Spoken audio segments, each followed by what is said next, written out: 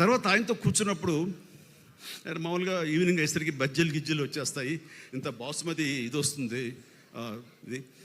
ఆ టైంలో ఆయన రెండు బ్రదర్ కూర్చోండి భయంగానే కూర్చుంటాం కదా ఆయన పక్కన. ఆయన ఒక బజ్జీ ఇచ్చారు, తీసుకున్నాను. తిందామంటే ఎక్కడ తినలేము.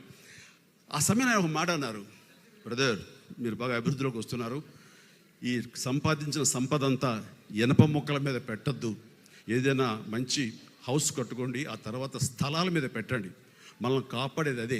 మనం ఎక్కువ కాలం ఇక్కడ ఇలాగే ఉంటాము, ఇదే సూపర్ స్టార్ డంతో ఉంటాము, ఇది శాశ్వతం అని మాత్రం అనుకోకండి అని ఎంతో జ్ఞానంతో, ఎంతో జాగ్రత్తతోటి, ముందస్తు చూపుతోటి ఆయన ఇచ్చిన సలహా అంతా ఇంత కాదు. అప్పుడు నావా టయోటో కాలు కొనుక్కుందామని ఇలా ఉండి అనుకుని నేను ఇక అది ఆపేసి అక్కడక్కడ స్థలాలు కొనడం మొదలుపెట్టాను. ఈ రోజున నా రెమ్యునరేషన్ కంటే కూడా ఆ స్థలాలే నన్ను నా ఫ్యామిలీని కాపాడుతున్నాయి. అలాంటి గొప్ప సలహాలు ఇచ్చినటువంటి మహానుభావులు దూరదృష్టితో